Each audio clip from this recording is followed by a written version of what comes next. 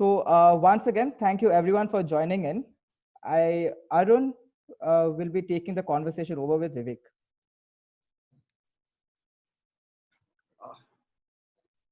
Hey, hi folks, good morning and welcome Vivek. Vivek, are you able to hear us? Yeah, hi Arun. Okay. So first of all, thanks all Vivek for agreeing to be part of this with us. I think this is the first time that Enparadigm and Vymo have come together to present a series of leadership talks where we look at perspectives of leaders like yourself to see what is happening in the industry and what's going on. So I think what we'll do is maybe Vivek, we'll just start off with a quick introduction of ourselves, just a 1-minute intro, so that for some of us who might not really understand. I think my intro fairly simple. I'm Arun, co-founder of Enparadigm. I head what we call frontline initiatives, which is what we do with frontline sales folks. So over to you, Vivek. So I think people would want a slightly longer intro from you. Yes. Hi folks. I'm Vivek Prakash. I work with Kotak Life Insurance. I'm part of an agency distribution which is called Kotak Agency, and we've been an 8-year-old distribution channel, which is a significant contributor to the distribution and the top line of the organization. And we have been rated as one of the fastest growing agency in India in the life insurance space in the last 10 years. For year after year, we have had this privilege of building our top line as well as distribution strength in an industry-defining ratio. So, sure. Thank you, Vivek. So, yeah, I think somebody is message saying, we already know Vivek by this, but nonetheless. Yeah. So, Vivek, I think what we'll do is we'll just structure this conversation into 3 parts. So, maybe we'll just start off with understanding, what happened. We'll just spend some time in understanding what is your perspective, what has been happening for the last 3 months. Then we want to understand what is going on right now, both from a business continuity point of view, as well as some of the future, foundations that you're laying, and what are the opportunities that you see in the future, and then maybe we can relate what you're doing in the present to how you see the new normal being. Sure. So maybe we'll just take it in these 3 phases. So let's just, so how do you see, what's happened with the distribution side of business in the last 3 months? So let me address the most fundamental thing, which got changed. This is my 20th year in insurance, and right from the time I joined this sector, everybody told us never sell on phone. Take an appointment on phone. In fact, if you go through the classical, because insurance happens to be a push product, people don't elect to buy it. Insurance is always sold. And all our sales script said, just take an appointment on phone, go and meet face to face, handle all objections and close. So that for 18 to 20 years, this is what I understood when I was into frontline. This is what we preached when we were, into our building our agency. Whatever we used to saying, never sell on phone, never sell on phone. The customer will say no. And suddenly on 23rd of March, we were facing with an eventuality where we could not meet the customer. So it was a defining moment, because how do you sell a product where the traditional script says you have to sell it face to face? It's a face to face sale. And we were studying some of these companies in Far East and in China, and how they were coping up with a similar kind of lockdowns there, and we found that even they were facing a similar issue. So the challenges were, one, in terms of orienting the mindset of the people. Second, nobody was used to this kind of a disruptive work environment. I mean, whether it's organizations, whether it's employees, whether it's the distributors, whether it's your customers, nobody anticipated that this will happen. So people went into a kind of a shell, saying, okay, we would possibly wait for some time before we move into the taking any buying decisions. And even distributors, insurance advisors come from across the demographics of the country, because we have people who come from extremely affluent background, we have people who come from middle class, and we also have products which cater to the rural masses.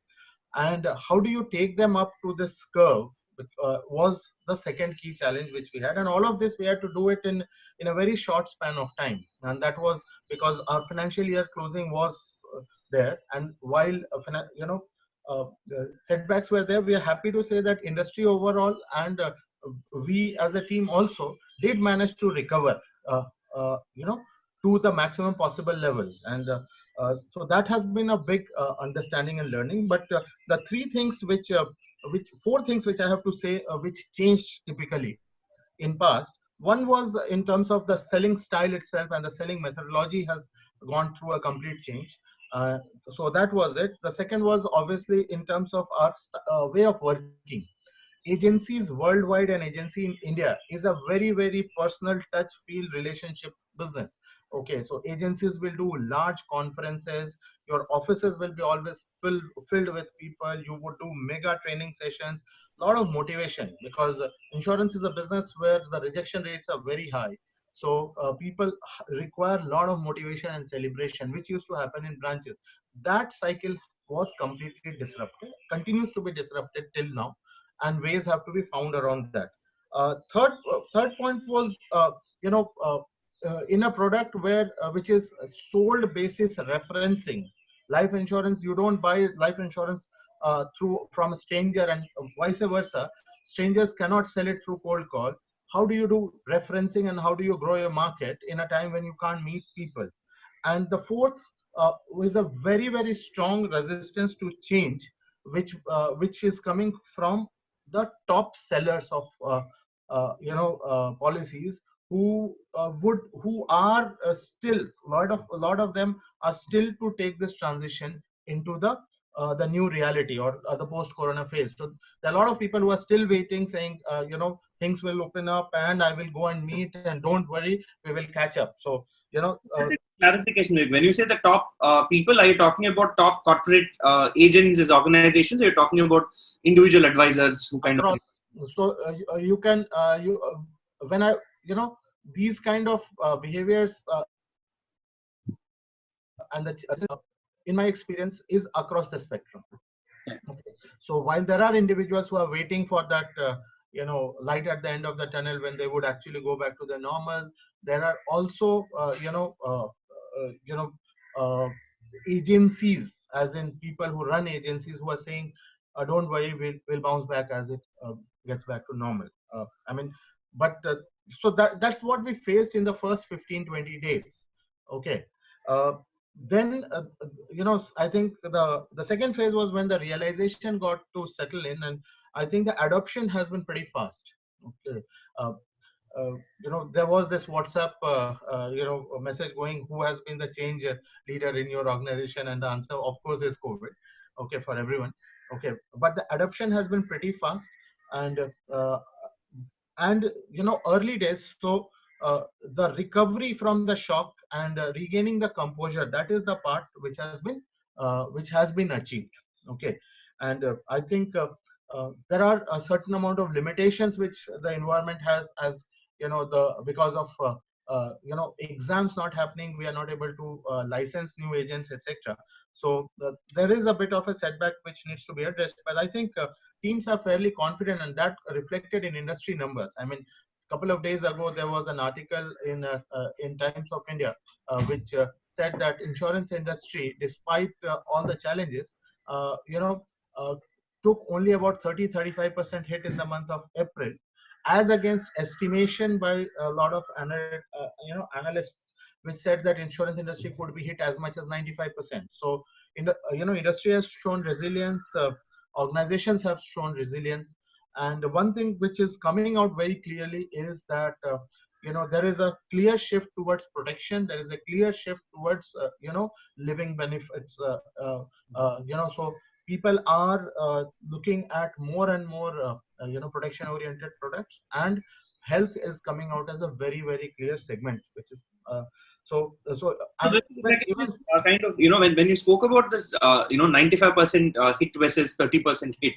So I just had a question in terms of, I'm going to split this into renewal business and new business. Yeah. So because in life insurance, for example, a lot of the life insurance policies people take are long-term plans, where you kind of keep paying for 15, 20 years. So So if we were to kind of talk about what is happening to renewals and what is happening to new business, so maybe we'll start with renewals. In this case, uh, are people kind of hesitating to renew? Has there been an impact in the renewal rates in the last 2 months from what you've seen? So see, most of the renewal was linked to the auto pay ECS facilities, and we have not seen any significant drop in renewal. Okay. There has been a certain amount of relaxation which has been given to the customer by the government, and some customers are availing it, but refusal to pay is not there. Okay, in fact, what we are seeing is that people are proactive in terms of ensuring that the protection is not compromised, because see, if you look at the Maslow's hierarchy, we have come out of the society, and individuals have come down multiple ladders. So security and safety are more prominent than investments and return on equity and return on investment right now. So we haven't seen any and I think I'm speaking on behalf of the industry. I don't think there has been any major setback on the renewal side. Renewals are pretty robust, and companies have declared their annual reports, and you will see that nobody has actually talked about any significant drop in their renewal collection. But what about new business? Because especially, I think one of the questions that people have, especially with life insurance, is people say Q1 is usually only about 10 to 15% of business, which means in April, it's usually the lean time where business would anyway not happen. So will April be a good yardstick for what, is going to come in the near future as well? So April may not be the best yardstick, because a lot of business could be spillovers from previous year. A lot of challenges which are going to come may not have been factored in the month of April. So but instead of looking at a full year, I think the time right now, the way to look at it is you first recover. Okay, recover from the shock, gain your composure. Okay, get a semblance of normalcy, and then start planning for it, because there is a disruption in the style of working. I mean, organizations have never worked in work from home. Okay, people haven't worked. None of us have ever had a situation, especially in sales and distribution, where we have been home. We have not been to our office for such a long time. Okay, our agents, distributors, customers, everybody is disrupted. So what initial it is like, okay, against a disruption of say 90-95%, there are sectors where, for automobile, for example, sold zero. Okay, when we compare it with those kind of scenario, we find that we are in a relatively better position. Okay, and the way we look at it is that things are going to go up progressively because of few reasons which I wanted to share. One is whenever a challenge of this size, which has a implication on both the well-being of an individual and the and the financial well-being happens, people tend to gravitate towards protecting themselves. Self-preservation and preservation of the well-being of the family becomes more important. So sale of term and higher life cover product is going to go up, and we are already seeing it. I mean, the interest levels on buying these products is possibly at an extraordinarily high level. Number one. Number two, insurance is finally a business which is sold. So you need a large number of sellers. Okay. Now, in becoming an insurance advisor is a preferred, occupation or a profession during times when people are short on cash and opportunities may not be great, because this business does not require capital. It does not require any specialized interest and inclination. What it requires is certain amount of persistence and perseverance, because it's a product which requires multiple levels of follow-up. But what future would have is a very, very large number of distributors, whether as agents or as other forms of distributors, would tend to join insurance business, and that would help the business in a significant way in the times to come. So with respect to the new advisors, so one is you expect that new folks would come in because everybody is looking for an opportunity to make more money for themselves, or some people you didn't put it that way, but I'm going to spell it slightly differently. You said there are people who might not have who might have lost their jobs, and they might probably also be looking at opportunities in terms of saying, can I do something on my own? Maybe this is a call that I have, and maybe they can get into that one. So that is one segment. Of course, if newspapers are talking about 14 crore people who have not been paid salaries. I don't know about the facts, but if people haven't been paid salaries for whatever be the reason, they would be looking at places to generate revenue. And life insurance is one such area. The second set of people, Arun, would be housewives. Okay, so far insurance, as we knew, would be where people. We expected people to meet their customers in their homes or in their places of work and sell, which was not very great for a housewife. But now that we are perfecting remote selling, a huge segment will emerge from from a set of people who are not very comfortable working out of an office or meeting customers in their place, but who are extremely comfortable and very competent to work from their home. So it will open a very big opportunity. Insurance companies, instead of having branches, can actually think of setting up agencies in large number of middle class Indian homes. So Vivek, when you talk about getting new people in, there are, like initially you had mentioned, there are two challenges in moving from what existed earlier. One was there's a lot of energy that people got by, bumping into each other in branches. You would have you go meeting people. So the name of the game was meeting. You had to come to the branch, you go meet somebody, etc., etc. So what is happening to keep these folks engaged? And I'm saying engagement, I'm using it in a broad sense, more in terms of motivation, as well as in terms of rewards and recognition, because I would also assume that the earlier rewards and recognitions that we spoke about, some of them may not work. So that's one part. The second part is you'll also have to go in with how you're going to enable them to sell more. So if you can just, because I see this as things that go hand in hand, which is why I thought I'll ask this in the same breath. So how do you see this moving forward, and what do you think is going to be with respect to this? So you are absolutely right. Engagement, the entire engagement charter is getting redefined right now. Okay, because we realize that rewards and recognitions, the entire platform will have to be redrawn. Okay. Things like agency conventions, etc., may not happen for this year or may not happen next year. So how do we redefine and redraw? So that is something which is still work in progress. Okay, and a lot of ideas and time would go there. I think from the friends with whom I engage, I think we are still some time away from actually getting the near perfect answer there. So everybody is trying their bits and pieces. Currently, possibly, people are using online rewards and recognition platforms. Some of them makeshift, some of them are taking professional help. But yeah, that is one very big area which will have to be redrawn. And how about the engagement part of it? In terms of, when I say engagement, it is about how do you kind of help people understand what life insurance is? That has become easier. That has become easier actually, Arun. Okay. In past, our meetings people used to wait for our distribution partners to come to office for having their unit meetings, etc. Okay, and these meetings wouldn't happen on schedule or would happen sporadically.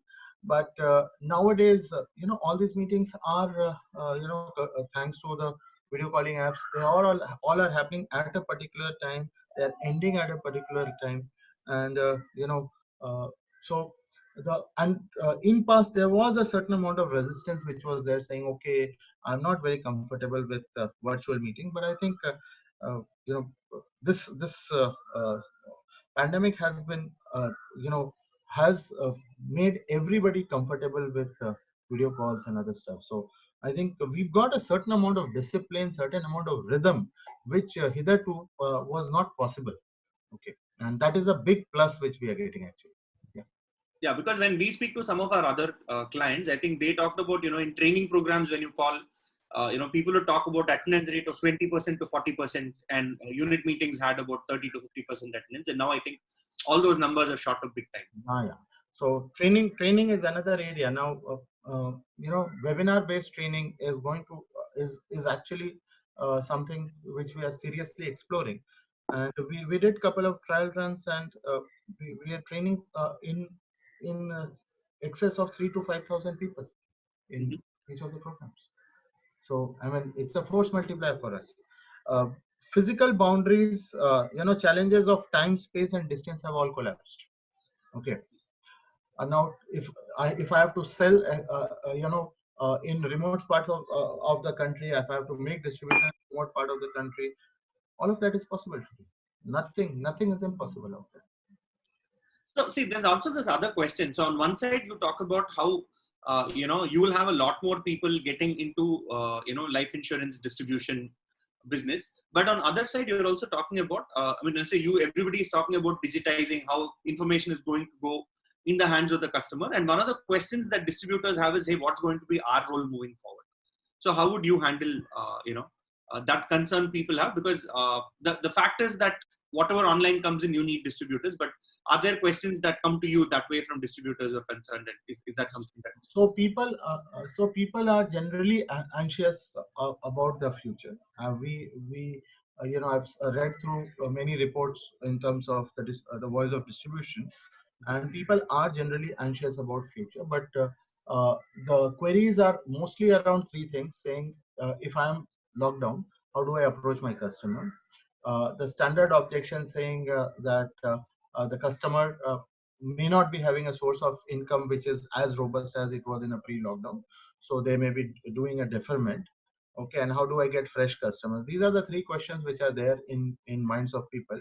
But I haven't come across any situation where people are saying, because of this lockdown or because of this pandemic, I think I'll be exiting life insurance business. In fact, on the contrary, we're getting a very large number of people who had left this business long time back because of not fulfilling the contract, who are approaching us back saying, maybe we want to start life insurance agency again. So, historically, it has been proven, Arun, that crisis times and tough times are the times when agencies flourish, because of the fact that you can actually build a good business by just sheer hard work. You do not require any significant capital, and the expertise in you do not require to be a subject matter expertise. You have to have... Insurance is a simple product. So long as you have completed your licensing, you know the product. After that, it's a game of perseverance and persuasion.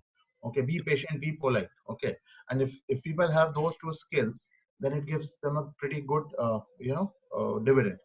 So it if you go back in history and pick up, I think the number of insurance agents always moved up during times when income levels came down.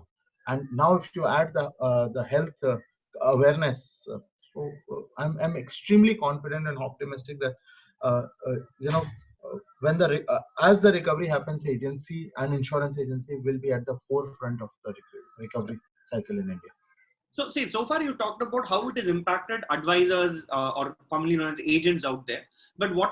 what are the changes that you've seen on your own, frontline employees? Typically called agency managers who manage these advisors who recruit them.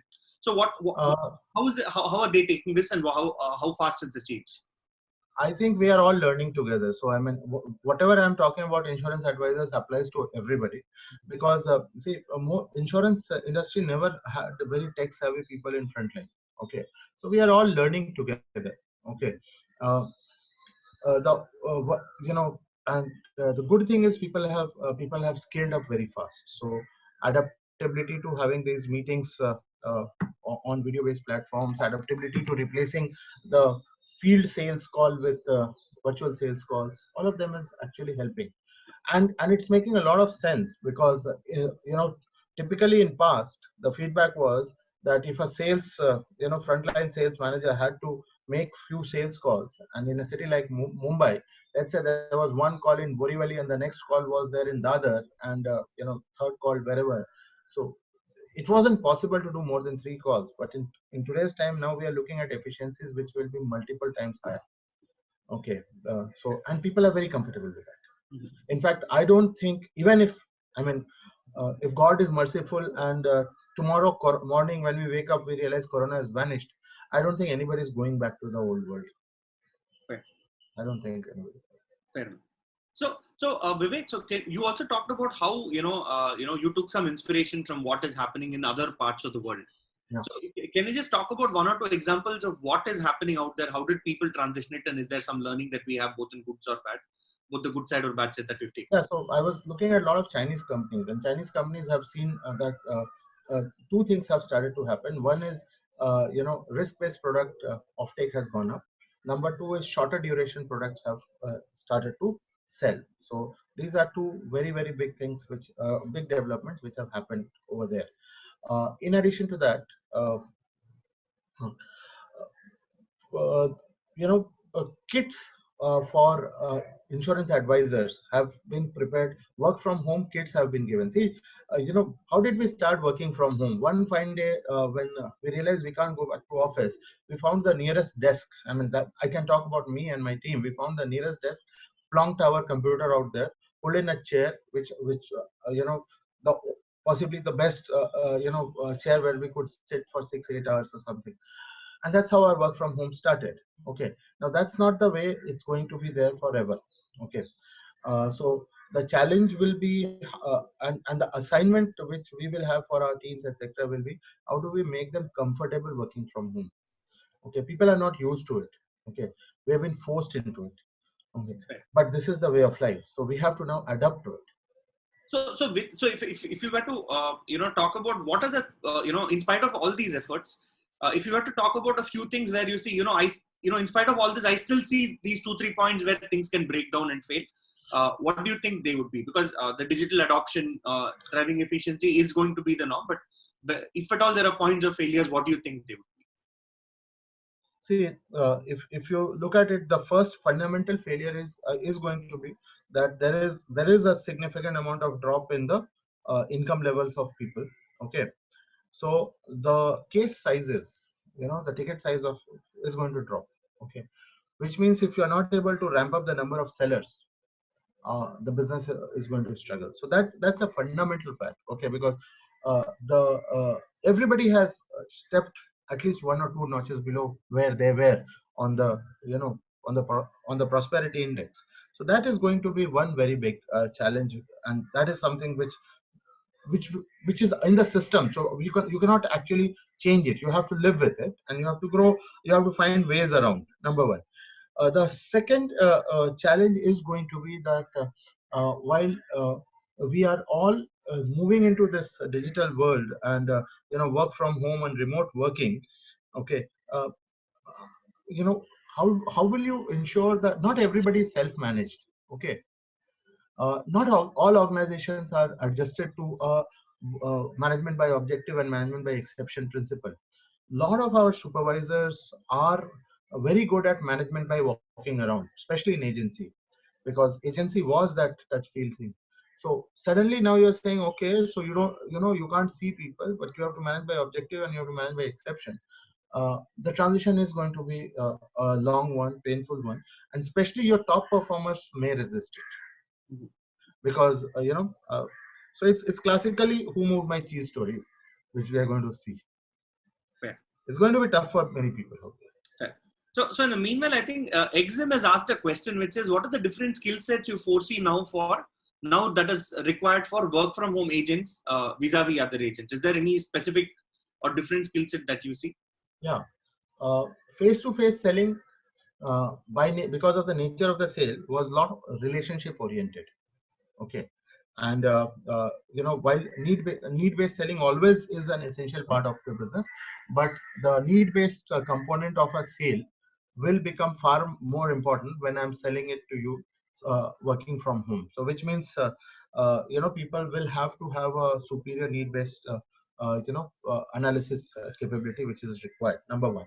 Number two is insurance thrives on referencing. Okay, and the way reference, because all successful insurance advisors worldwide will tell you that they don't do cold calling, and they don't gather business through cold market lead generation, and the ability to collect leads and references in this when I'm actually connected to you using technology and not directly, will have to be redefined.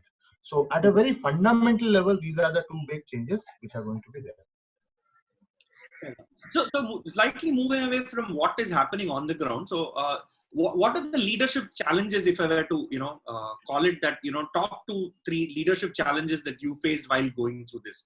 Of course, there will be like the numbers challenge of it, where people say, things have come to a stall, things are not moving, etc. But from a people perspective, what were the challenges that you faced in the last 2 months, which you believe would kind of form the base for, for the rest of us moving forward? So this is possibly the best time, uh, for any leader to learn. I think nothing could have been better than this. Okay, um, and we were all in uncharted water. We are all in uncharted water. Okay, uh, and the teams look up to you saying, okay, you have the answer, and you may not have the answer. Okay, so in that, how do you actually build a collective collective leadership, and slowly with support of each other, you know start tackling issue by issue and resolving your showstopper item, was of utmost importance. And one couple of things which we learned is, I think, power of collective mind and collective team is more than the brilliance of any individual. I think collectively, when you bring in a set of people, it works better. Creating task forces which work on a very, very short turnaround time, building agile teams, those are all things which we have done, and we have gained tremendous mileage out of it. Okay, and I think those are some of the things which, these are our new toolkits which we will be using as we go forward. And Arun, I would tell you one thing, from whatever we interact with our teams, the confidence level of the team that we can overcome is extraordinarily high. Fear, which is the primary, thing which happens in such a crisis. Okay, fear has been completely taken over by opportunity. Okay, uh, and as a leader, you have to be very clear. You have to lead from the front. uh, you have to lead from the front. You have to be optimistic. You have to help that we may not have all the answers, but we have to help work together, and very, very clear that there is a way forward. I think that is something which we have seen. And early days, but what we are realizing is the new way of working is significantly better than what we have ever been used to. It's actually a force multiplier. Things which we are able to do, we were not able to do in past. I mean, and we suddenly realized that I think maybe a few quarters from today, we would be looking at it and saying it was a blessing in disguise. It is tough. Okay, it's a human tragedy, but in terms of movement, I think there was a quotation from Lenin, which said that there are decades when nothing happened, and then there are weeks when decades happen. So we've just been through that. So, but the other question that folks have put forth is, now they say, now work from home is amazing because people can't step out, and they can't think of anything but work and the 3 or 4 people who are in the house. But do you see the same rigor continuing once, let's say, you could go for a movie, for example, you could go out and eat at a restaurant? So how do you see that changing? Because or do you even believe that's going to happen? That's definitely going to happen. That's definitely going to happen. But I mean, nobody's going to give up this work from home, because we suddenly realize that, especially at an advisor level, okay, that we can do much more than what we could have done in past. Okay, and it's bringing in a set of people who are very comfortable this way, so they'll find their own way. See, I'm talking specifically from an insurance perspective. uh, the whole work from home was never promoted by insurance companies, because insurance uh, was essentially, we all believe that it can never be sold unless I sit face to face. Now that we have cracked that riddle, work from home is going to be there, and it's going to be big. I mean, uh, you know, uh, 20 years ago, when insurance was, private sector was allowed in India, uh, the length and breadth of India, still has opportunities which can be covered by insurance companies, and it's not just going to be work from home. It's going to be work from your own town. Okay, I may not have an office in your town, but you can become my insurance advisor in that town. Okay, and you can do well out there because we are capable of providing you all support. So it will have its own dimensions. Okay.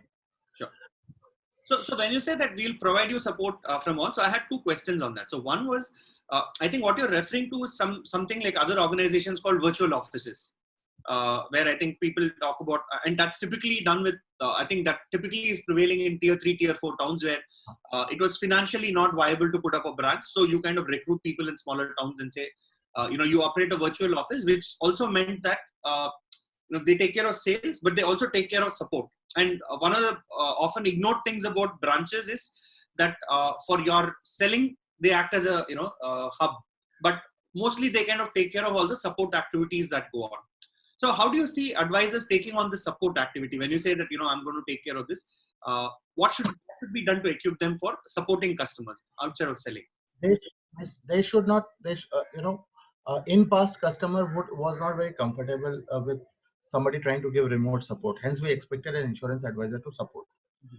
Now, with this, I don't think Now, this is very simple actually. Okay, the role of an insurance advisor will become he will be a specialist in selling, need-based selling. Support can be provided at a click of a button from the company support team, which could be anywhere. So actually, it will lead to a lot of simplification of the role.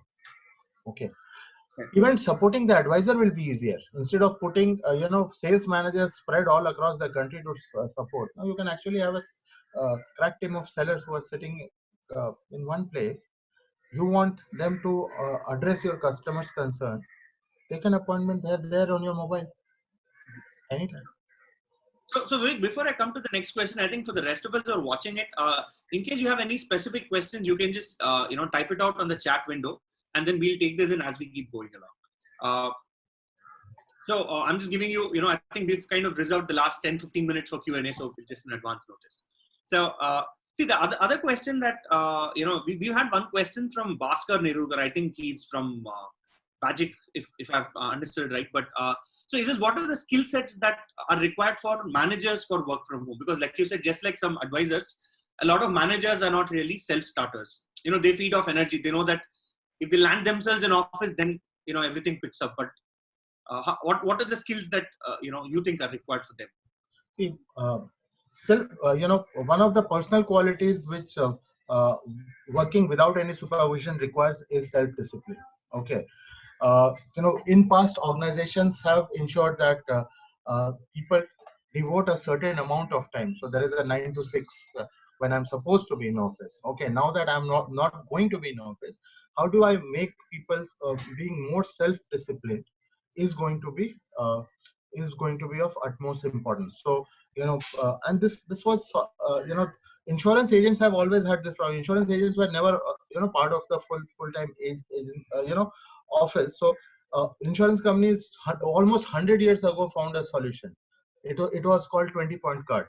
Okay, so you ask an advisor saying, have you earned your 20 point today, 100 point in a week?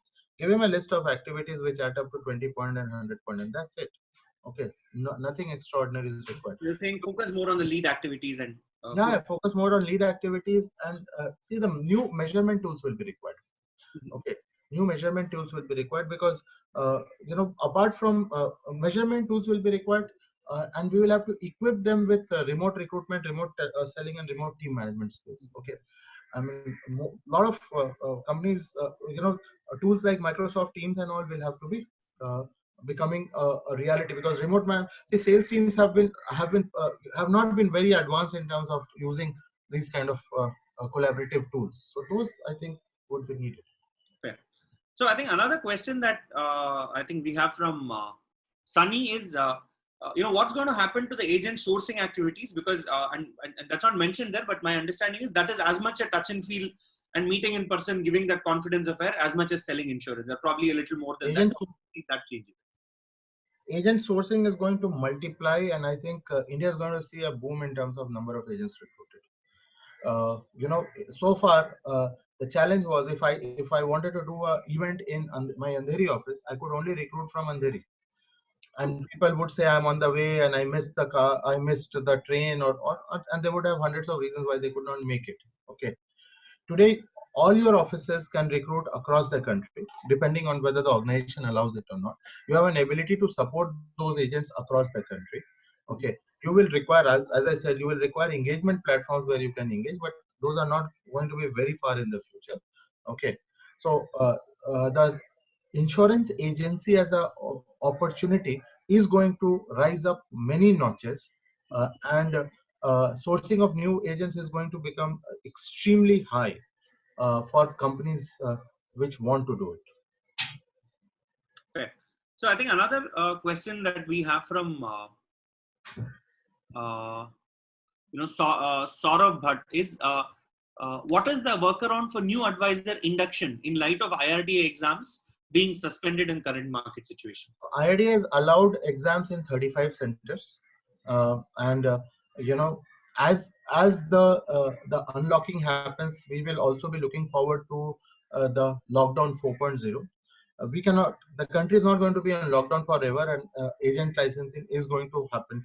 We are confident and optimistic on regulators supporting it, and there is no reason why it's been a temporary and a brief pause which is there, which is if I have to answer that question, it's not bad. Actually, it's actually helped us go back to our old advisors, and we are actually finding treasure troves out there.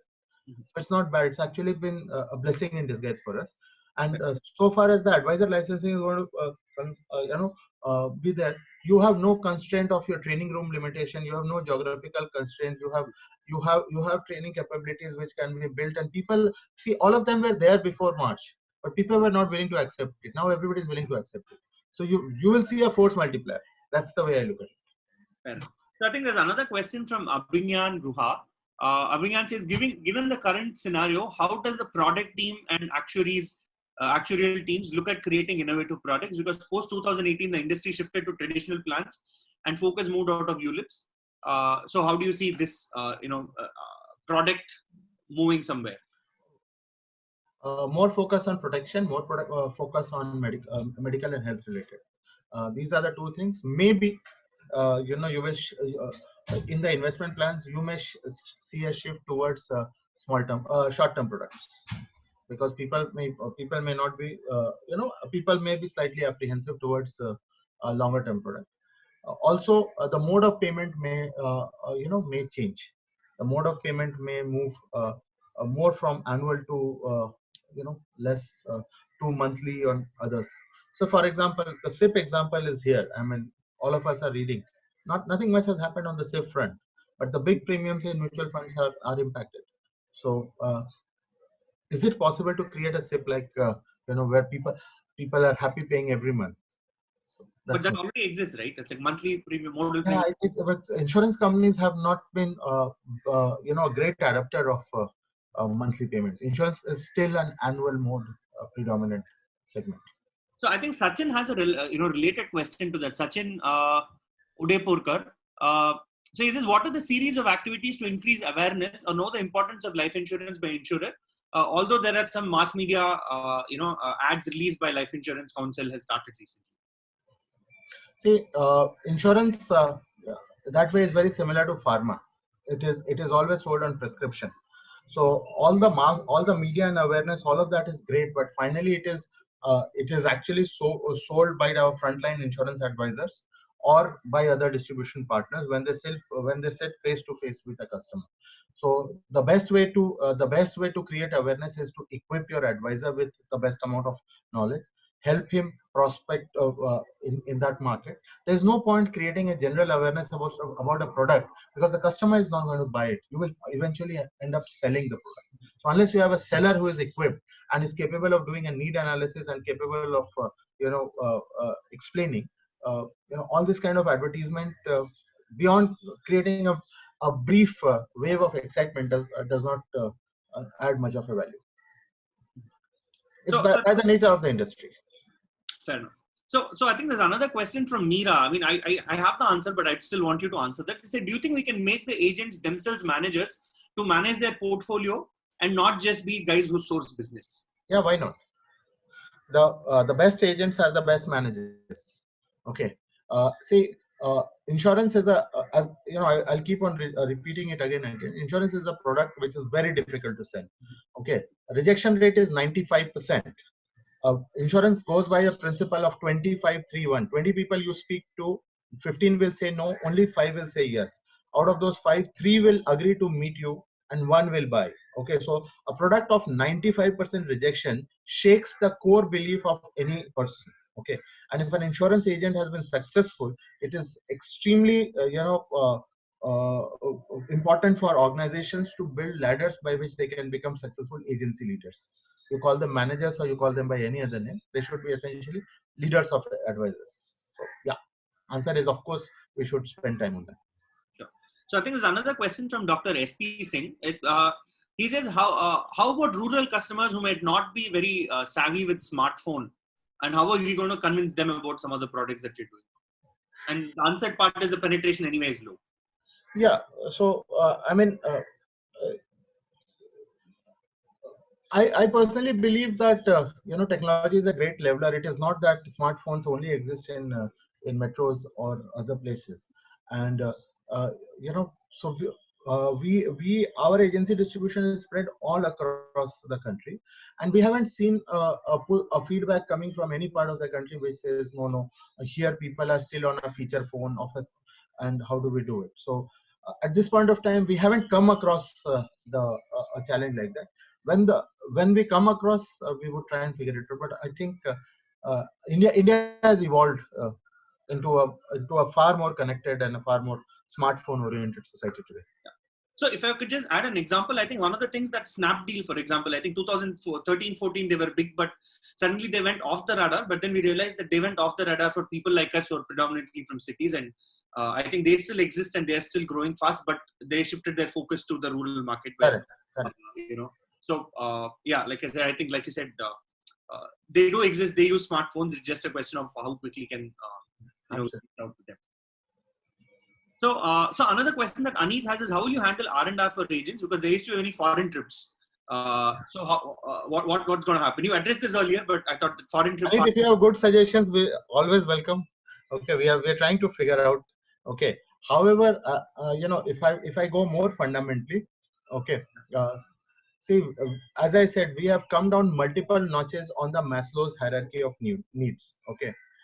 So foreign conventions were, the aha moment for people. But right now, cash is king. Okay. So what we are hearing from distributors is give us money, and that is something which we need today more than anything else. And we will wait for a right time to see what how and when we can start conventions, etc. If at all we can. But right now, it's about helping people with more of basic needs. So that's what we are doing. So I think we have another question from Sanjay Diore. I think he's an advisor, because his question is there any chance to change the commission structure payable to advisors? A regulator, almost all our products have been filed with the regulator with a particular commission structure. We would not like to change it. We would like to encourage, advisors to sell more and more policies of, and make more money rather than tinker around with the commission structure. I think there's another question from Saurabh. Saurabh says, should companies go around exploring agency variable in nature, thereby limiting the fixed cost implications of office setup, permanent field managers? And how do you kind of enable folks to create self-sustaining agency? I think you're the best person to answer this one. So the time has come for variable agency. That's all I can say. Okay. Everybody wants to be asset light, and time has come for variable agency. I think if you look at the history of agency, and if you have interest, go and I would recommend that you study the evolution of general agencies in the United States of America. And when I'm saying general agencies, I'm not talking about general insurance agencies. Okay, you will see these were the circumstances under which general agencies took root more than a century ago. So this is the time, and the journey towards variabilization will be far more faster and sharper at this time. Fair enough. So I think we'll take one last question and we'll just wrap this up. So the question is, do you think it makes sense to reduce the sales hierarchy in the organization? Within your organization, does it even make sense? That's a question from Rishikesh. See, these are these are questions which are everybody is discussing it. I think early days, but as the time evolves, concrete answers would be coming around that. Okay, but very early day to take those calls right now, because COVID is still a developing phenomena. Remote working is still work in progress.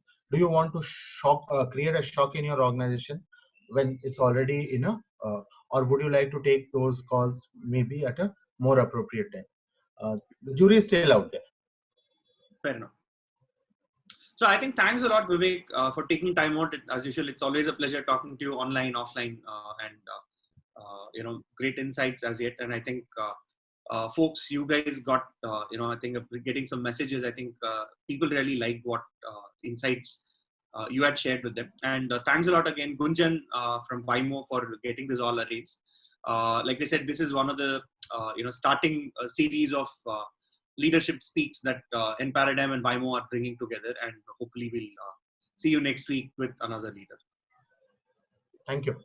Thank you, Guru. We'll wrap this up. Thanks again. I think all of us have been through this, and see you soon. Bye. Yeah. Thank you, Vivek. It was really great hearing your insights. Before we log off, okay, I guess Vivek has dropped. Okay. I'm still there, yeah. No, I just wanted to quickly run through, again, with what Vymo is offering and Enparadigm's offering is. So, I mean, Vivek, your insights on how the global spread of COVID-19 is leading to a rapid shift of companies to a work from model has really been insightful, right?